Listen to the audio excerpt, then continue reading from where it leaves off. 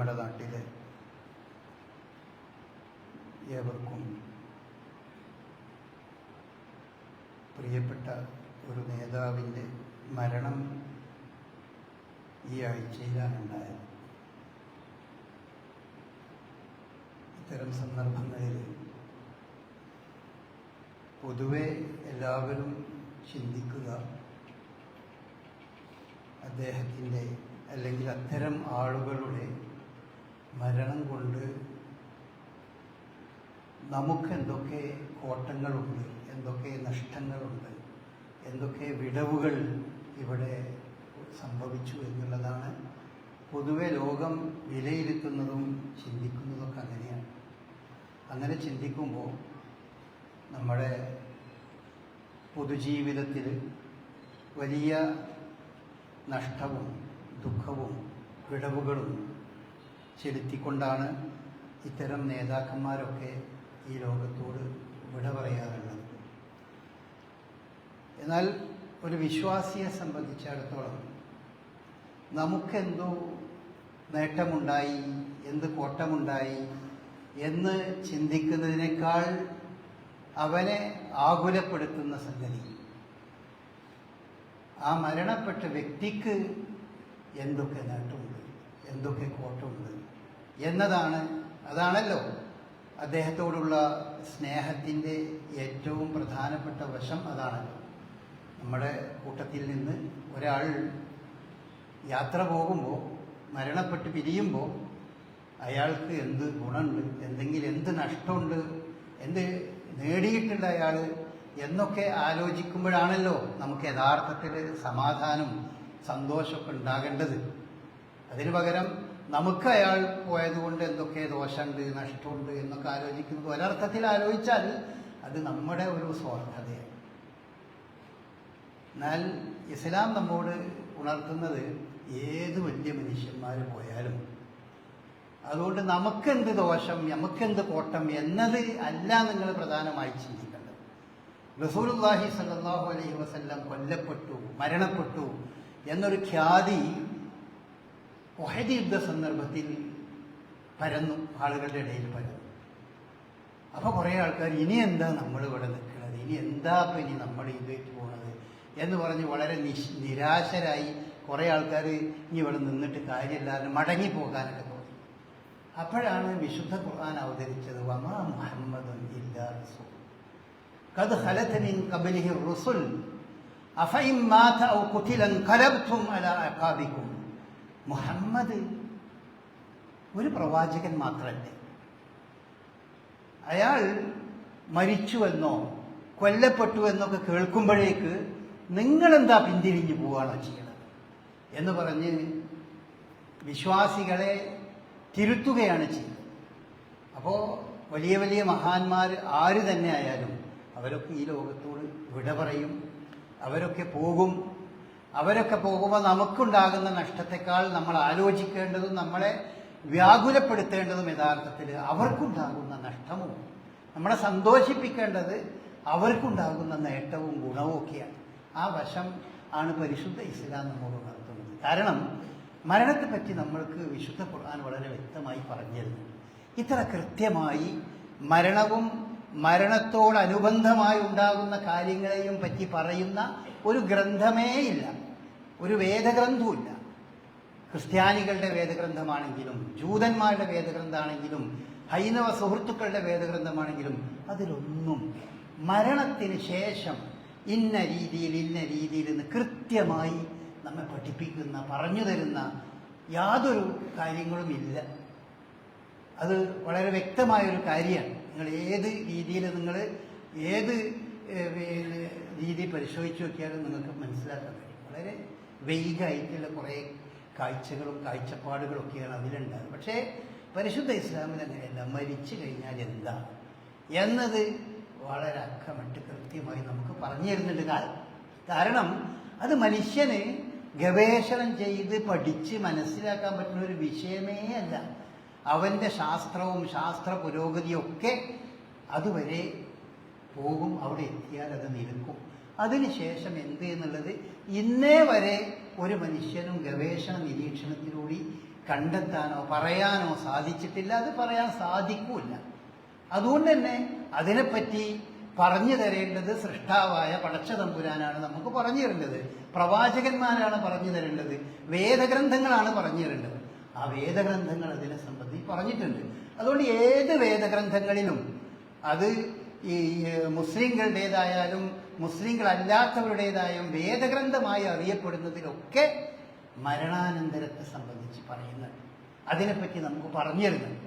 എന്നാൽ വേദഗ്രന്ഥമല്ലാത്ത ഭൗതികമായി മനുഷ്യൻ ആലോചിച്ചുണ്ടാക്കുന്ന പ്രത്യയശാസ്ത്രങ്ങളാണെങ്കിലോ അതൊക്കെ മരണത്തിൻ്റെ അടുത്തെത്തുമ്പോൾ നിന്നു പോവാണ്. അവിടുന്ന് അങ്ങോട്ട് എന്താ യാതൊന്നുമില്ല. കുറേ ആളുകൾ ഭൗതികമായി ചിന്തിക്കുന്ന ആളുകൾ പറയും മരണം അത് അവസാനമായ നമ്മളുടെ ഒരു കാര്യമാണ്. അതൊരു ബയോളജിക്കൽ എൻഡ്. മനുഷ്യൻ എല്ലാ ജീവജാലങ്ങളെ പോലെ മനുഷ്യരും അവസാനിക്കുന്നു. അതിനുശേഷം പിന്നെ എന്താ? ഒന്നുമില്ല. അതൊക്കെ മണ്ണായി അങ്ങോട്ട് പോകുന്നു എന്നാണ് ഭൗതികമായി ഇസങ്ങളെല്ലാം നമ്മെ ആ രീതിയിലാണ് ചിന്തിക്കുന്നത്. വേറെ ചില ഇസങ്ങൾ മനുഷ്യൻ ആലോചിച്ചിട്ട് അവർ പറയുന്നത് അവർ സന്ദേഹവാദികളാണ്. എന്തൊക്കെയുണ്ട്, പക്ഷെ എന്താണെന്നൊന്നും പറയാനില്ല.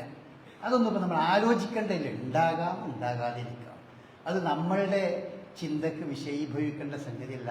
നമ്മളിവിടെ കുറച്ച് കാലം ജീവിക്കണേ.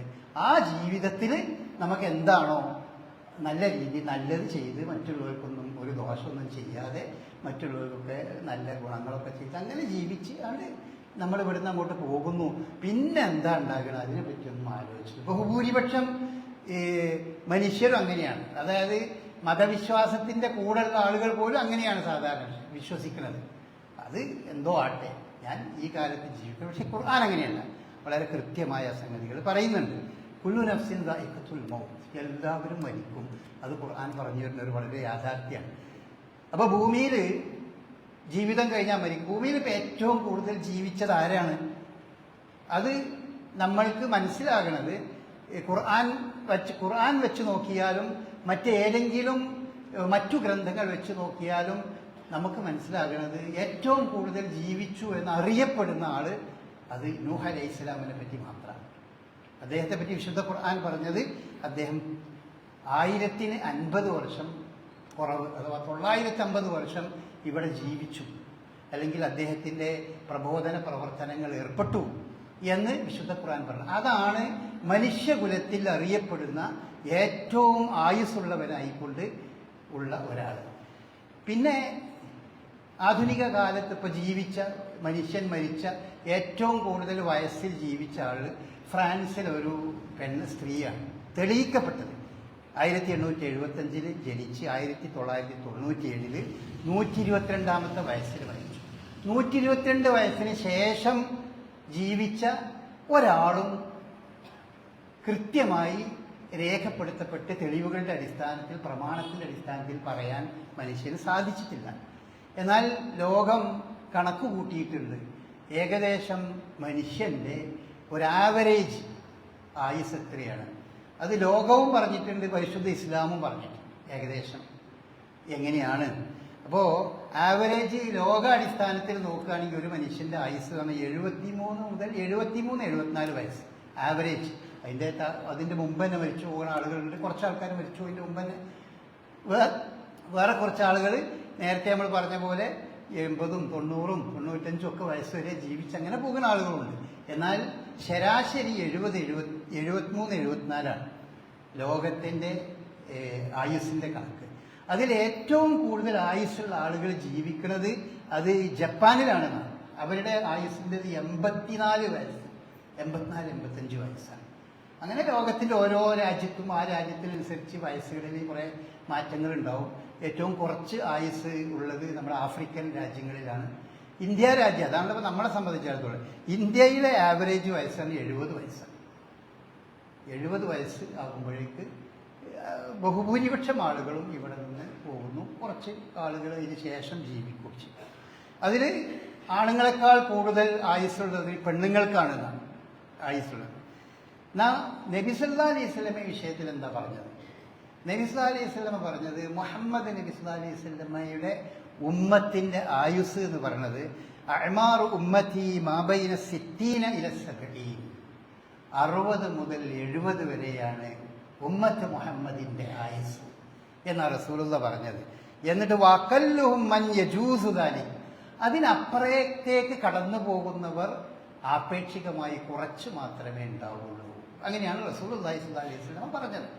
സഹാബാക്കളുടെ ചരിത്രം നമ്മൾ പരിശോധിച്ച് നോക്കുകയാണെങ്കിൽ അതൊക്കെ ഏകദേശം ഈ കാലയളവിൽ അവരൊക്കെ ഈ ഭൂമിയിൽ നിന്ന് മരിച്ചുപോയി. അതായത് 70 ശേഷം ജീവിച്ച ആളുകളുണ്ട് സഹാബാക്കളുടെ കൂട്ടത്തിൽ.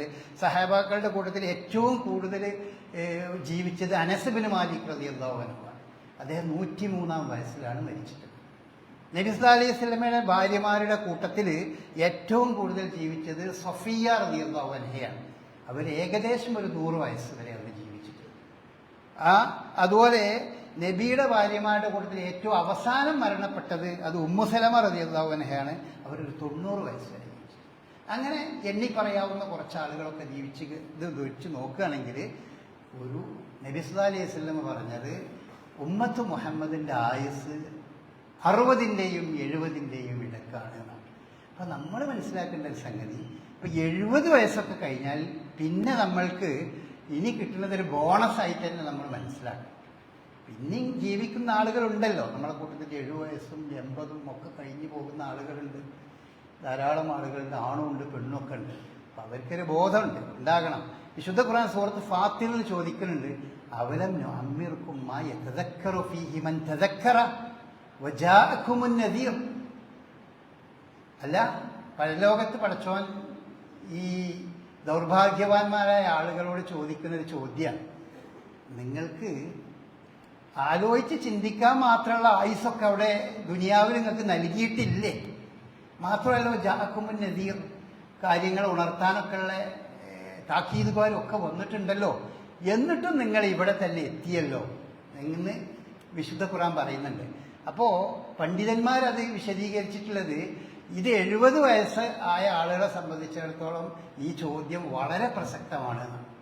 നിങ്ങൾക്ക് ആയുസ്സും ആലോചിക്കാനൊക്കെ ഉള്ള ആയുസ്സൊക്കെ നൽകിയിട്ടില്ലേ എന്ന് ചോദിക്കണ സംഗതി. അപ്പം നമ്മളുടെ വയസ്സ്, ആയുസ് എന്നൊക്കെ പറയണത് നമ്മൾ അത് എപ്പോഴും നമ്മളെ ചിന്തിപ്പിക്കേണ്ട ഒന്നാണ്. പ്രത്യേകിച്ചും പ്രായമാകുമ്പോൾ നമ്മുടെ ചിന്ത കൂടുതൽ വേണം. പോകാൻ നമ്മൾ സാധാരണ പറയുമല്ലോ അസർ താന്നു തുടങ്ങിയെന്ന്. ആ അസർ എപ്പോഴാണ് നമ്മളുടെ ജീവിതത്തിൻ്റെ അസർ എപ്പോഴാണ്, അല്ലെങ്കിൽ പിന്നെ ളുഹർ എപ്പോഴാണ്, മഗ്‌രിബ് ആയിക്കണോ എന്നൊക്കെയുള്ള, അസ്തമിക്കാറായിട്ടുണ്ടോ ആകുന്നുണ്ടോ എന്നതൊക്കെ നമ്മുടെ ഒരു ചിന്തക്ക് വിഷയീഭവിക്കേണ്ട സംഗതിയാണ് യഥാർത്ഥത്തിൽ. വിശുദ്ധ ഖുർആൻ ആ കാര്യം നമുക്ക് ആ രീതിയിൽ തന്നെ മരണത്തെപ്പറ്റി ധാരാളം പറഞ്ഞിട്ടുണ്ട്. അതിൽ പ്രധാനമായി പറയുന്ന സംഗതി, നിങ്ങൾ എന്ത് വിചാരിച്ചിട്ടും കാര്യമില്ല, മരിക്കും. അത് ആർക്കും സംശയം തർക്കമില്ലാത്ത സംഗതിയാണ്. ഐനമാ തഖൂനു യുദ്രിക്കുമുൽ മൗത്ത് വലൗ കുന്തും ഫീ ബുറൂജിൻ മുശയ്യദ. നിങ്ങൾ എവിടെയായാലും മരിക്കും. നിങ്ങളൊരു വലിയ കൊത്തളത്തിൻ്റെ ഉള്ളിൽ നിന്നെ പിടികിട്ടരുത് എന്ന് വിചാരിച്ച് നിന്നാലും നിങ്ങൾ മരിക്കും. വേറൊരു സ്ഥലത്ത് ഖുർആൻ പറഞ്ഞു, കുല്ലൂ കുന്തും ഫീ ബുയൂത്തിക്കും, നിങ്ങൾ നിങ്ങളുടെ വീട്ടിൽ. എന്താ എങ്ങനെയപ്പോൾ അയാൾ മരിച്ചത്? അവിടെ പോയോണ്ടാണല്ലോ മരിച്ചത് എന്ന് ചില ആളുകൾ പറഞ്ഞു. ഉഹദ് യുദ്ധത്തിൽ കുറേ ആൾക്കാർ മരിച്ചപ്പോൾ ഞങ്ങൾ ആദ്യം തന്നെ പറഞ്ഞില്ലേ അതിൽ അങ്ങനെ പോകണ്ടെന്ന്. ഇപ്പം അവിടെ പോയോണ്ടല്ലേ നിങ്ങളൊക്കെ ഇങ്ങനെ കുറച്ച് ആൾക്കാർക്ക് മരിക്കേണ്ടി വന്നത് എന്ന് പറഞ്ഞപ്പോൾ അതിൽ ഖുർആൻ പറഞ്ഞ മറുപടി അതാണ്, കുൽ, നീ അവരോട് പറഞ്ഞേക്ക്, ലൗ കുന്തും ഫീ ബുയൂത്തിക്കും, നിങ്ങൾ നിങ്ങളെ വീട്ടിൽ വളരെ സ്വസ്ഥമായി കഴിഞ്ഞു കൂടുകയാണെങ്കിൽ പോലും ലബറസല്ലദീന കുതിബ അലൈഹിമുൽ ഖത്ലു ഇലാ മദാജിഹിം, മരണം വിധിച്ച ആളുകളുണ്ടെങ്കിൽ മരിക്കണ സ്ഥലത്തേക്കും വീട്ടിൽ നിന്ന് ഇറങ്ങി ഇങ്ങോട്ട് ചെല്ലും. അതാണ് വിശുദ്ധ ഖുർആൻ പറഞ്ഞത്. നമുക്ക് പല മരണങ്ങളെപ്പറ്റി നമ്മൾ കേൾക്കുമ്പോൾ, വായിക്കുമ്പോൾ, പത്രങ്ങളിലും മറ്റൊക്കെ വായിക്കുമ്പോൾ നമുക്കിങ്ങനെ അത്ഭുതമായി തോന്നും. ഇയാൾ മരിക്കാനായിട്ടാണ് പോയതുപോലെ തോന്നും. അള്ളാഹു മരിക്കണം, എവിടെയാ മരിക്കുക എന്നുള്ളത് ആർക്കും അറിയില്ലല്ലോ. ഖുർആൻ പറഞ്ഞു, വമാ തദ്രീ നഫ്സുൻ ബിഅയ്യി അർദിൻ തമൂത്ത് ഇന്നല്ലാഹ അലീമുൻ ഖബീർ. എവിടെ ഞങ്ങൾ മരിക്കുക എന്നുള്ളത് നിങ്ങൾക്ക് ഒരാൾക്കും അറിയില്ല. ഒരു മനുഷ്യന് ഞാൻ ഇന്ന സ്ഥലത്തെ മരിക്കുള്ളൂ എന്ന് പറയാൻ ഒരാൾക്കും സാധ്യമല്ല. അതൊക്കെ അറിയണവൻ അള്ളാഹു മാത്രമാണ്. അപ്പം അതുകൊണ്ട് തന്നെ മരണം എവിടെയാന്ന് അറിയില്ലല്ലോ. മരണം അള്ളാഹു വിധിച്ച ആ സ്ഥലത്തേക്ക് നിങ്ങളെ വീട്ടിൽ നിന്ന് അങ്ങോട്ട് ഒരുങ്ങി താങ്ങി ഇറങ്ങി അങ്ങോട്ട് ചെല്ലും. മരിക്കാനാണ്. അപ്പം നമ്മൾ സാധാരണ ഇപ്പം അങ്ങനെ പല കമൻറ്റുകളും നമ്മൾ പറയാറുണ്ട്, മരിക്കാനായിട്ടാണ് പോയതാണ് മൂപ്പര്. അത് കുറച്ചുകൂടി പറഞ്ഞാൽ അയാളുടെ മരണം അള്ളാഹു നിശ്ചയിച്ചതാണ്. അപ്പം അള്ളാഹു സുബ്ഹാനഹു വ തആല നമ്മിൽ നിന്ന് മറച്ചു വച്ച, ഗൈബിയായി മറച്ചു വെച്ച സംഗതികളിൽ വളരെ പ്രധാനപ്പെട്ട ഒന്നാണ് നമ്മുടെ ആയുസ് എപ്പോഴാണ് അവസാനിക്കുന്നത്, എങ്ങനെയാണ് അവസാനിക്കുന്നത്. ഇത് രണ്ടും നമുക്കറിയില്ല. അതിനെപ്പറ്റി നമുക്കറിയില്ല. എത്ര ഗവേഷണം നടത്തിയാലും എത്ര നമ്മൾ ശ്രദ്ധിച്ചാലും അതിനൊരു ടൈം പടച്ചോൻ കണക്കാക്കിയിട്ടുണ്ട്. അപ്പം നമ്മൾ ഇങ്ങനെ ജീവിതത്തിലെ പല കാര്യങ്ങളും നമ്മൾ എക്സസൈസുകളും മറ്റൊക്കെ ചെയ്യുമ്പോൾ ചില ആളുകൾ വിചാരിക്കുക ഇത് ആയുസ് നീട്ടാൻ വേണ്ടി ചെയ്യുന്ന സംഗതിയാണ്. ആയുസ് എന്ന് പറഞ്ഞത് എക്സസൈസ് ചെയ്തത് കൊണ്ടോ നമ്മൾ ചെയ്യണമെന്ന് അതിൽ ആയുസ് നീളൂല. ആയുസ് അള്ളാഹു നിശ്ചയിച്ച സ്ഥലത്ത് എത്തുമ്പോൾ അതാണ്ട് അവസാനിക്കും. പിന്നെ അതൊക്കെ ചെയ്യണം എന്തിനാണ്? ആയുസ് അവസാനിക്കണവരെ ആരോഗ്യത്തോടു കൂടി ജീവിക്കണം എന്നുള്ളതാണ്. എപ്പോഴാ പടച്ചോൻ നമുക്ക് അവധി നിശ്ചയിച്ചത് അതുവരെ ആരോഗ്യത്തോടെയും പ്രയാസമില്ലാതെയും മറ്റുള്ളവർക്ക് ബുദ്ധിമുട്ടില്ലാതെയൊക്കെ ജീവിക്കണം എന്നാഗ്രഹിക്കുന്ന ആളുകളാണ് ശരീരവും മനസ്സും ഒക്കെ ശാന്തമായി അതേ രീതിയിൽ അങ്ങനെ നിൽക്കുന്നത്.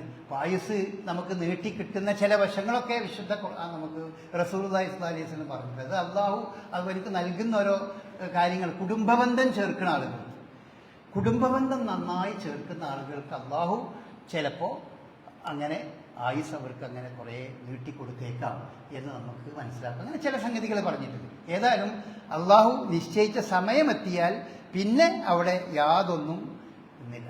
പിന്നെ ഖുർആൻ നമുക്ക് പറഞ്ഞു തരുന്നത് ഈ മരിക്കുന്ന സമയത്ത് നടക്കുന്ന സംഗതികൾ കുറച്ച് പറയുന്നു, വളരെ കൃത്യമായി പറയുന്നത്. അതാണ് ഞാനിവിടെ ഓതിയ ആയത്തിൽ പെട്ട ഒന്ന് സംഗതി അതാണ്. ഇത് ഹത്താ ഇദാ ജാഅ അഹദഹുമുൽ മൗത്ത്. ഒരു 3-4 കാര്യങ്ങൾ മരിക്കണ ആ ടൈമിൽ മനുഷ്യന് സംഭവിക്കുന്നത് ഖുർആൻ പറയുന്നു. എന്താണെന്ന് വെച്ചാൽ ഹത്താ ഇദാ ജാഅ അഹദഹുമുൽ മൗത്ത്, നിങ്ങളിൽ ആർക്കെങ്കിലും മരണം വരുമ്പോൾ കാല അവൻ പറയും റബ്ബിർജിഊൻ, പടച്ചോനെ ഒരു മടക്കം തരണേ എന്ന് പറയും. എല്ലാവരും പറയും. അതാണ് ഇവിടെ ദൈവമല്ല, മനുഷ്യൻ നമ്മൾക്ക് ഭൗതികമാണെന്ന് പറഞ്ഞവരും അതുപോലെ തന്നെ തോന്നിയ പോലെ ജീവിച്ചവരും എല്ലാ മനുഷ്യരും മരണം കെട്ട് മുന്നിൽ കാണുന്ന ഒരു ഘട്ടെത്തുമ്പോൾ അവർ പറയും റബ്ബിർജിഊൻ, പടച്ചോനെ എനിക്കൊരവസരം നൽകണം, ലഅല്ലി അഅമലു സ്വാലിഹൻ ഫീമാ തറക്, ഇതുവരെ ഞാൻ ചെയ്തിട്ടില്ലാത്ത കുറച്ച് നന്മകൾ ഞാൻ ചെയ്യട്ടെ, ഒരു അവസരം കൂടി എന്ന് പറയും. അത് 2-3 സ്ഥലത്ത് ഖുർആൻ പറഞ്ഞിട്ടുണ്ട്. ഒരവസരം കൂടി എന്ന് എല്ലാവരും പറയും. നമ്മളത് കേൾക്കണില്ല എന്ന് മാത്രം, നമ്മൾ കേൾക്കണില്ല, എല്ലാ മനുഷ്യരും അത് പറയും ഈ സമയത്ത്. അപ്പം അതിനെപ്പറ്റി അള്ളാഹു പറയണല്ല, നെവർ, അതൊരിക്കലുമില്ല. ഇന്നഹ കലിമത്തുൻ ഹുവ ഖായിലുഹ, അത് അവനങ്ങനെ പറഞ്ഞുകൊണ്ടിരിക്കുന്നൊരു വാക്ക് എന്നതിനപ്പുറം അതിന് വേറൊരു ഫലമുണ്ടല്ല. അള്ളാഹു ആ ബൗണ്ടറി, ജീവിതം എന്ന് പറഞ്ഞാൽ ആ സക്കറാത്തുൽ മൗത്ത്, അതാണ് കടന്നു കഴിഞ്ഞ ഒരാൾക്ക് പിന്നെ തിരിച്ചു വരവില്ല. അത് തിരിച്ചു വരവില്ലാത്തതാണ്. ഫിർഔനൊക്കെ സംഭവിച്ചത് അതാണ്. ഫിർഔൻ അവസാനം പറഞ്ഞല്ലോ, ഞാൻ മുസ്ലിമാണ്, ഞാൻ വിശ്വസിച്ചു പടച്ചോനെ, ഞാൻ വിശ്വസിച്ചു, മൂസാ നബിയും ഹാറൂനൊക്കെ പറയണ ആ ദൈവത്തിൽ നിന്നിൽ മാത്രം ഞാൻ വിശ്വസിച്ചു എന്ന് പറഞ്ഞു. അപ്പൊ ഖുർആൻ അള്ളാഹു അദ്ദേഹത്തോട് ചോദിക്കണ ചോദ്യം ഇപ്പോഴും സമയം കഴിഞ്ഞു പോയി. അപ്പൊ ആ സമയം കഴിയുന്ന ആ സന്ദർഭത്തിൽ ഇത് പറയൂ, എല്ലാവരും പറയുന്നതാണ്. എന്നിട്ട് ഖുർആൻ വമിൻ വറാഇഹിം ബർസഖുൻ ഇലാ യൗമിൽ ബാസ്, ഇനി നിങ്ങൾ വീണ്ടും ഉയർത്തെഴുന്നേൽപ്പിക്കുന്നവരെ ഒരു തിരശ്ശീലയാണ്, ഒരു മറയാണ്. അഥവാ ജീവിതത്തിലേക്ക് തിരിച്ചു വരാൻ സാധിക്കാത്ത വിധം മരണത്തിൻ്റെ തിരശ്ശീലക്ക് പിന്നിലേക്ക് നമ്മൾ മറഞ്ഞു പോകുന്ന, പിന്നെ ഇങ്ങോട്ട് മടങ്ങി വരാൻ പറ്റില്ല. പിന്നെ ഇങ്ങോട്ട് മടങ്ങി വരാൻ പറ്റൂല എന്നുള്ളതിനോട് അടിവരട്ട് നമ്മൾ മനസ്സിലാക്കേണ്ട സംഗതി, പിന്നെ ഇവിടെയുള്ള ഒരാളുമായും യാതൊരു കമ്മ്യൂണിക്കേഷനും ഇല്ല. ആരെന്ത് പറഞ്ഞാലും, ഏത് ഔലിയാണെങ്കിലും ശരി, ഏത് പ്രവാചകനാണെങ്കിലും ശരി, മരിച്ചു കഴിഞ്ഞതിന് ശേഷം ഈ ഭൂമി ജീവിക്കണ മനുഷ്യന്മാരുമായിട്ട് എന്തെങ്കിലും ഒരു സംസാരമോ എന്തെങ്കിലും ഇവർക്ക് വേണ്ടി ചെയ്തു കൊടുക്കാനോ കഴിയില്ല. അവർ തിരശ്ശീലക്ക് പിന്നിൽ മറഞ്ഞുപോയി. ബർസഖ് എന്ന തിരശ്ശീല എന്നാണ്, കർട്ടൻ എന്നാണ് അർത്ഥം. അതിന് പിന്നിലേക്ക് പോയി കഴിഞ്ഞാൽ പിന്നെ ഇങ്ങോട്ടില്ല. അവിടെ പല സംഭവങ്ങളും നടക്കും. പല സംഗതികളും അവരറിയും. അതൊക്കെ അള്ളി റസൂൽ നമുക്ക് പറഞ്ഞുകൊണ്ടറിയും. ഇവിടുത്തെ ഒരു കാര്യം അറിയില്ല. അതുകൊണ്ട് തന്നെ ഇവിടെ അവരോട് നിങ്ങൾ എന്ത് വിളിച്ച് പ്രാർത്ഥിച്ചിട്ടും കാര്യമില്ല. അതാണ് നമ്മൾ പറയുന്നത്. മരിച്ചുപോയ മഹാന്മാരാണെങ്കിലും മരിച്ചുപോയവരോട് നിങ്ങൾ പ്രാർത്ഥിച്ചിട്ട് കാര്യമില്ല. അതൊരു നിലക്കും അവർ കേൾക്കൂല. വിശുദ്ധ ഖുർആൻ തന്നെ പറഞ്ഞാണ്, കേൾക്കൂല കൂട്ടരെ, കേൾക്കൂല. വല്ല നിൽക്കും കേൾക്കും എന്ന് നിങ്ങൾ വിചാരിച്ചാൽ തന്നെ ഉത്തരം ചെയ്യാൻ അവർക്ക് കഴിയില്ല. കേൾക്കുമെന്ന് വിചാരിക്കുക, പടച്ചോൻ കേൾപ്പിച്ചു എന്നൊക്കെ വിചാരിക്കുക നമ്മൾ. അങ്ങനെയൊക്കെ ചിലപ്പോൾ ചില സന്ദർഭങ്ങളിൽ പ്രവാചകന്മാരെ റസൂലുള്ളാഹി സ്വല്ലല്ലാഹി അലൈഹി വസല്ലമയുടെ സലാത്ത് റസൂലുള്ളാഹി സ്വല്ലല്ലാഹി അലൈഹി വസല്ലമയെ അള്ളാഹു കേൾപ്പിക്കും. അത് ഹദീസുകളിൽ വന്നതാണ്. പക്ഷെ അങ്ങനെയാണെങ്കിലും അവർക്ക് ഉത്തരം ചെയ്യാൻ കഴിയില്ല. ഇങ്ങോട്ട് റെസ്പോണ്ട് ചെയ്യാൻ പറ്റില്ല. ഇങ്ങോട്ട് റെസ്പോണ്ട് ചെയ്യാൻ കഴിയില്ലെങ്കിൽ പിന്നെ എന്താ അവരോട് ഇങ്ങനെ പറഞ്ഞിട്ട് കാര്യം? അപ്പൊ അതുകൊണ്ടാണ് നമ്മൾ പറഞ്ഞത്, മരിച്ചുപോയ കബറാളികളോടും മറ്റവരോടും നിങ്ങൾ പ്രാർത്ഥിക്കല്ല, ഒരു കാര്യമില്ലാത്ത സംഗതിയാണ്, അത് ഖുർആൻ വിലക്കിയതാണ് എന്നൊക്കെ നമ്മൾ ആണയിട്ട് പറയുന്നത് ഇതാണ്. വമിൻ വറാഇഹിം ബർസഖുൻ ഇലാ യൗമി യുബ്അസൂൻ. വീണ്ടും ഉയർത്തെഴുന്നേൽപ്പിക്കപ്പെടുന്നവരെ അവരൊരു തിരശ്ശീലയ്ക്ക് പിന്നിലേക്ക് മറഞ്ഞുപോയി എന്ന് വിശുദ്ധ ഖുർആൻ പറയുന്നത്. അപ്പോൾ ഒന്നാമത്തെ സംഗതി അതാണ്. എല്ലാവരും, ഏത് മനുഷ്യനും ഒരു തിരിച്ചുവരവ് ആഗ്രഹിക്കും. അത് പടച്ചവനോട് പറയും. രണ്ടാമത്തെ സംഗതി, മരണത്തിന്റെ സന്ദർഭത്തിൽ അതിനൊരു വേദന ഉണ്ടാവുന്ന വജാഅത്ത് സക്റത്തുൽ മൗതി ബിൽ ഹഖ് ദാലിക മാ കുൻത മിൻഹു തഹീദ്. ശുദ്ധ ഖുർആൻ സൂറത്ത് ഖാഫിൽ പറയാണ്, സക്റത്തുൽ മൗത്ത്, സക്റാത്തുൽ മൗത്ത് എന്ന് പറഞ്ഞാൽ അത് സത്യമാണ്, ഉണ്ട്. റസൂലുള്ളാഹി സ്വല്ലല്ലാഹി അലൈഹി വസല്ലമയോട് ഫാത്തിമ റളിയല്ലാഹു അൻഹ ചോദിച്ചു, നിങ്ങൾക്കും സക്റാത്തുൽ മൗത്ത് ഉണ്ടോ? ആ, എനിക്കും. എല്ലാ മനുഷ്യരും നമ്മളതറിയില്ല. നമ്മൾ റൂഹ് പോകുന്ന സമയത്ത് എന്താണ് നടക്കണമെന്ന് നമുക്കറിയില്ലല്ലോ. നമ്മളെ കയ്യിൽ കിട്ടുന്നത് ഇവിടുന്ന് പോയ, നമ്മുടെ ശരീരത്തിൽ മറഞ്ഞു പോയ, തിരശ്ശീലയ്ക്ക് പിന്നിലേക്ക് പോയ റൂഹിൻ്റെ ബാക്കി ശരീരം നമുക്ക് കിട്ടുന്നു. ആ ശരീരം കൊണ്ട് നമുക്ക് ചെയ്യാൻ കഴിയണമൊക്കെ നമുക്ക് ചെയ്യാം, യാതൊരു. പക്ഷെ ഇസ്ലാം പറഞ്ഞത്, നിങ്ങൾ ആ ശരീരത്തെ വളരെ ആദരവോടുകൂടി വളരെ മാന്യമായ രീതിയിൽ നിങ്ങൾ കുളിപ്പിച്ച് വൃത്തിയാക്കി ശീലയിൽ കഫൻ ചെയ്ത് നിങ്ങളുടെ കയ്യിൽ കിട്ടിയാൽ നിങ്ങളത് മണ്ണിൽ ഇന്നെ പ്രാർത്ഥിച്ചു കൊണ്ട് വെക്കണം എന്ന് നമ്മളോട് പറഞ്ഞിട്ടുണ്ട്. അതങ്ങനെയൊന്നും വെക്കാൻ പറ്റില്ല എന്ന് വിചാരിച്ചാൽ അതുകൊണ്ട് പ്രത്യേകിച്ച് വല്ല ഒന്നും ഉണ്ടാവും. അത് നമ്മുടെ കയ്യിൽ ആൾ ഇവിടുന്ന് പോയി കഴിഞ്ഞു. അപ്പം ഞാൻ മരിച്ചു കഴിഞ്ഞാൽ ഞാൻ ഇവിടുന്ന് പോയി, പിന്നെ ഇവിടെ ബാക്കി നിൽക്കുന്നത്, ഞാൻ ഷർട്ട് ഇവിടെ ഊരിട്ടാൽ എൻ്റെ ഷർട്ട്, എന്താണ് എൻ്റെ ഷർട്ടിൽ ഉള്ളൊരു ഷർട്ടിനോടുള്ള സെന്റിമെന്റ്സ് ഉണ്ടാവുമല്ലോ മക്കൾക്കൊക്കെ, അതിനപ്പുറം യാതൊന്നും ഈ ഭൗതിക ശരീരത്തോട് ഇല്ല. ആ ഭൗതിക ശരീരം അത് കുറച്ച് കഴിഞ്ഞ് അത് മണ്ണോട് മണ്ണായി ചേർന്ന് അതങ്ങോട്ട് പോകും. അതുകൊണ്ട് ഞാൻ എത്തേണ്ട സ്ഥലത്ത് എത്തി, അവിടെ എത്തി. അതാണ് ഒന്ന്. ഈ പോകുന്ന പോക്ക് അത് വളരെ വേദനാജനകമായി കുറച്ച് വിഷമുണ്ടാവും. വിശ്വാസികളായ ആളുകൾക്ക് അതിലും ഒരു ആശ്വാസം ഉണ്ടാകും എന്ന് വിശുദ്ധ നമുക്ക് പറഞ്ഞു. റസൂലുള്ളാഹി സ്വല്ലല്ലാഹി അലൈഹി വസല്ലം വിശദീകരിച്ചിട്ടുണ്ട്. റസൂലുള്ളാഹി സ്വല്ലല്ലാഹി അലൈഹി വസല്ലം പറഞ്ഞിട്ടുണ്ട്, ഈ മരിക്കാൻ നിൽക്കുന്ന സമയത്ത് മലായിക്കത്തുകൾ ഇങ്ങനെ വരും. അവനിങ്ങനെ കാണും. വിശുദ്ധ റസൂലുള്ള പറഞ്ഞത്, അവര് വെള്ള ഡ്രസ്സണിഞ്ഞ കുറേ മലക്കുകൾ വരും. ഇന്നൽ അബ്ദി ഇദാകാന ഇൻഖിതാഇമിനൽ ദുനിയാവെന്ന് പോകാൻ ഒരുങ്ങുമ്പോൾ, വൈഖബാലിമിനൽ ആഖിറത്തിലേക്കാണ് നീങ്ങാൻ പോകുമ്പോൾ, നസല ഇലൈഹി മലായികത്തു മിനസ് സമാ, ആകാശത്ത് ചില മലക്കുകൾ, ബീറുൽ വുജൂഹ്, വളരെ പ്രസന്ന മുഖമുള്ള, വെളുത്ത മുഖമുള്ളവരായിരിക്കും അവർ. അങ്ങനെ അവർ അവിടെ എന്നും മദ്ദൽ ബസർ, കണ്ണെത്താ ദൂരം അവൻ്റെ മുമ്പിൽ അവരിങ്ങനെ ഇരിക്കും. ആ ഇരിക്കുന്ന സന്ദർഭത്തിൽ അവരങ്ങനെ ഇരുന്നു കൊണ്ടിരിക്കുമ്പോൾ സുമ്മ യജീഉ മലക്കുൽ മൗത്ത്, എന്നിട്ട് മലക്കുൽ മൗത്ത് ഇങ്ങനെ കയറി വരും. അപ്പോഴാണ് മരണത്തിൻ്റെ മലക്ക് ഇങ്ങനെ കയറി വരും. എന്നിട്ട് ഹത്താ യജ്ലിസു ഇൻദ റഅസിഹി, ആ മനുഷ്യൻ്റെ തലഭാഗത്ത് മലക്കുൽ മൗത്ത് ഇരിക്കും. എന്നിട്ട് ഫയഖൂലു യാ അയ്യത്തുഹൻ നഫ്സു തയ്യിബ, നല്ല ആത്മാവേ, അഖ്രിജി ഇലാ മഗ്ഫിറത്തിൻ മിനല്ലാഹി വറിദ്വാൻ, അള്ളാഹുവിൻ്റെ പാപമോചനത്തിലേക്കും സംതൃപ്തിയിലേക്കും ഇറങ്ങി വരൂ എന്ന് ആ ആത്മാവിനോട് ആ മലക്കുകൾ പറയും. അതാണ് റസൂലുള്ളാഹി സ്വല്ലല്ലാഹി അലൈഹി വസല്ലം നമുക്ക് പറഞ്ഞു തന്നിട്ടുള്ളത്. എന്നിട്ട് റസൂലുള്ളാഹി പറഞ്ഞു, അതുപോലെ തന്നെ അതിൻ്റെ മറുഭാഗവും ഉണ്ട്.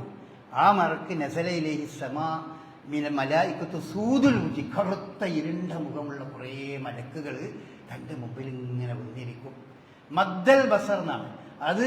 കണ്ണെത്താ ദൂരം തൻ്റെ മുമ്പിൽ ഇങ്ങനെ കുറേ മലക്കുകൾ ഇരിക്കുന്നത് മനുഷ്യൻ, മരിക്കാൻ പോകുന്ന മനുഷ്യനെന്ന് കണ്ടുകൊണ്ടിരിക്കുന്നതാണ്. അയാളിങ്ങനെ കണ്ടുകൊണ്ടിരിക്കെ സുമ്മയജീഉ മലക്കുൽ മൗത്ത്, മലക്കുൽ മൗത്ത് ഇങ്ങനെ കയറി വരും. മരണം ഇതിന് റൂഹ് പിടിക്കാൻ അള്ളാഹു ഏൽപ്പിച്ച മലക്ക് ഇവരൊക്കെ സന്നദ്ധരായി സജീവമായി അവിടെ അയാൾക്ക് ചുറ്റും ഇരുന്നതിന് ശേഷം അയാൾ കയറി വരുമെന്നാണ്. അങ്ങനെ ഒരു വിശ്വാസി അല്ലാതെ ഒരാളെ സംബന്ധിച്ചിടത്തോളം അവിടുന്ന് ഈ മലക്കുൽ മൗത്ത് പറയും, അതിൻ്റെ തലക്കരികിലിരുന്നോണ്ട് അയ്യുഹൻ നഫ്സുൽ ഖബീസ, ഒരു ദുഷിച്ച ആത്മാവും പേറി നിൽക്കുന്നവനെ, അഖ്രിജൂ ഇലാ സഖ്തില്ലാഹി വഗളബി, അള്ളാഹുവിൻ്റെ കോപത്തിലേക്കും അവൻ്റെ വെറുപ്പിലേക്കുമാണല്ലോ നീ പോകുന്നത് എന്നവനോട് പറയും. ഫതഖ്തഖിറു ഫീ ജസദിഹി, അപ്പോൾ ഈ ആത്മാവ് പേടിച്ചരണ്ട് അവൻ്റെ ശരീരത്തിലൂടെ അതങ്ങോട്ട് ഒളിക്കാൻ ശ്രമിക്കും. അപ്പോൾ മലക്ക് അതിനെ ഈ സാധാരണ ഹദീസിൽ പറഞ്ഞത് അങ്ങനെയാണ്, നനഞ്ഞ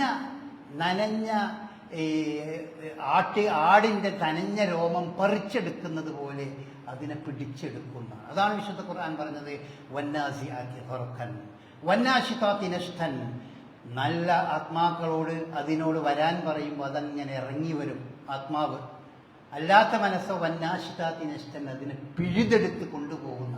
അപ്പം അതൊക്കെ നടക്കുന്നൊരു സംഭവം. അതൊക്കെ വിശുദ്ധ ഖുർആൻ നമുക്ക് ആ സന്ദർഭത്തിൽ നടക്കുന്ന രണ്ടാമത്തെ സംഭവമായി പറഞ്ഞതാണ്. പിന്നെ മൂന്നാമത്തെ ഒരു സംഭവം എന്നാൽ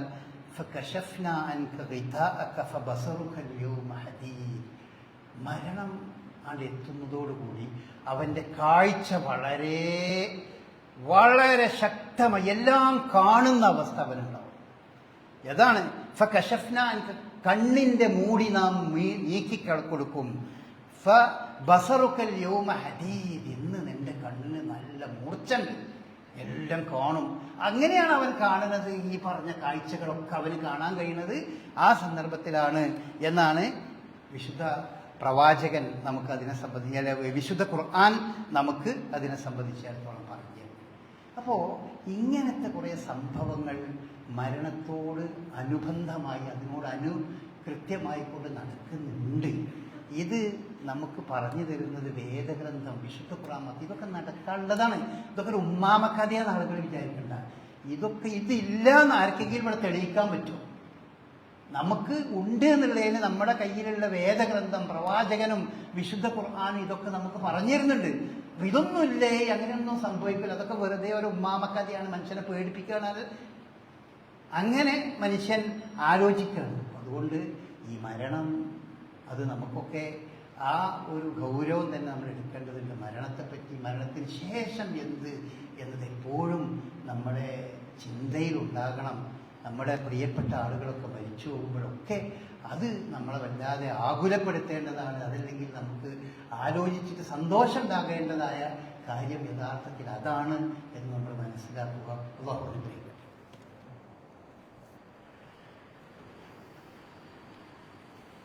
അൽഹംദുലില്ലാഹ് الذي هدانا لهذا وما كنا لنهتدي لولا أن هدانا الله.